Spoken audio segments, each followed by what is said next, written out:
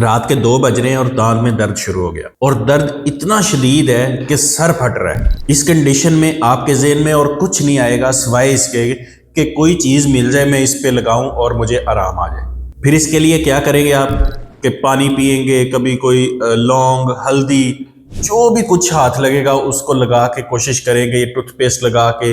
और बाज़ ऐसे लोग हैं जो इस हद तक चले जाते हैं कि उसके ऊपर पेट्रोल या तेज़ाब तक लगा लेते हैं, लेकिन आराम नहीं आता। और सिर्फ एक ही ख्वाहिश होती है कि किसी ना किसी तरह 5 मिनट के लिए सुकून मिल जाए, लेकिन सब जो कोशिशें हैं वो बेकार जा रही होती हैं, क्योंकि दर्द दांत में होता ही नहीं है। ये कंसेप्ट अगर क्लियर हो जाए तो उस टाइम पे दांत दर्द को ख़त्म करना मसला ही कोई नहीं है, बच्चों का खेल है। आप सोच रहे होंगे कि दर्द अगर दांत में नहीं होता तो होता क्यों है। ये दर्द होता है बेसिकली दांत के अंदर मौजूद नर्व के ऊपर प्रेशर की वजह से। इसको हम पल्पल प्रेशर कहते हैं। आसान अल्फाज में मैं समझाता हूँ। दांत के अंदर एक बॉक्स होता है जिसको हम पल्प चैम्बर कहते हैं। उसमें खून की नालियां और दिमाग की तरफ से आने वाली नर्व्स मौजूद होती हैं। अब इसके ऊपर कैविटी बन जाए या इन्फेक्शन हो जाए तो क्या होता है कि जो खून की नालियां होती हैं वो स्वोलन हो जाती हैं, सूज जाती हैं, या कैविटी की वजह से कोई खाने के जर्रे अगर अंदर फंस गए हैं तो वो प्रेशर डालेंगे।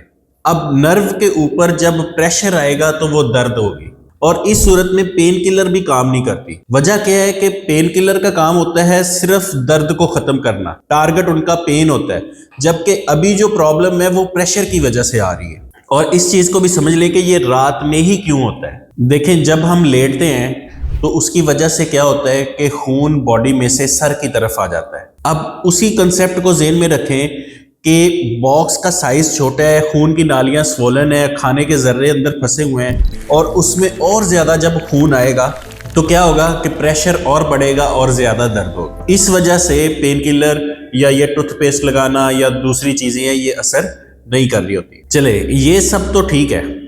अब इसके लिए करना क्या है? करना क्या है कि सबसे पहला काम है कि अगर आप लेटे हुए हैं तो उठ के बैठ जाए या चलने फिरना शुरू कर दें, ताकि जो खून का प्रेशर है वो कम हो जाए।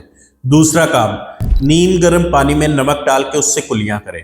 उससे क्या होगा कि जो खाने के जर्रे फंसे होंगे वो वॉश आउट हो जाएंगे, और सबसे बड़ी चीज़ कि इन्फेक्शन कम होगी, और अगर खून की नालियों में कोई इन्फ्लेमेशन है, सूजन है, उसको भी नीम गर्म पानी जो है वो कम करता है। इसके बाद दूसरा जो काम है वो ये करना है कि फ्लॉस करनी है। डेंटल फ्लॉस का अच्छे से इस्तेमाल करना है कि दांतों के दरमियान या कैविटी के अंदर जो भी खाने के जर्रे फंसे हुए हैं वो साफ हो जाए। वो साफ होंगे, नर्व रिलीज होगी, प्रेशर रिलीज होगा, पेन कम होगी।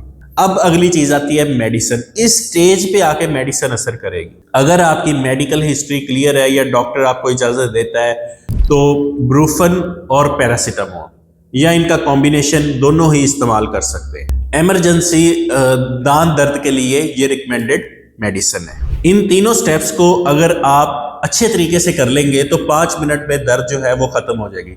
लेकिन सबसे जरूरी चीज ये है, अगर कैविटी डीप है या नर्व एक्सपोज्ड है तो ये सारी चीजें जो हैं ये टेम्परेरी हल होंगी। इसके लिए परमानेंट सोल्यूशन के लिए आपको डेंटिस्ट के पास जाना पड़ेगा और रूट कैनाल करवानी पड़ेगी। अब आपके पास इस चीज का तो नॉलेज आ गया कि इसको हल कैसे करना है, लेकिन अक्लमंदी इसी में है कि अगर कोई कैविटी बन रही है तो टाइमली उसकी फिलिंग करवा ली जाए कि उसको रूट कैनाल तक पहुंचने ही ना दें। लेकिन अगर फिर भी गफलत हो गई और ये चीज़ बढ़ती गई तो इस नॉलेज का इस्तेमाल करते हुए आप इस चीज़ को टैकल कर सकते हैं, और इस टाइम पे आप कंफ्यूज्ड या हेल्पलेस नहीं होंगे। मजीद अगर आप डेंटल ट्रीटमेंट के हवाले से या डिजीज़ के हवाले से कुछ पूछना चाहते हैं तो लाजमी हमें कमेंट सेक्शन में बताइएगा।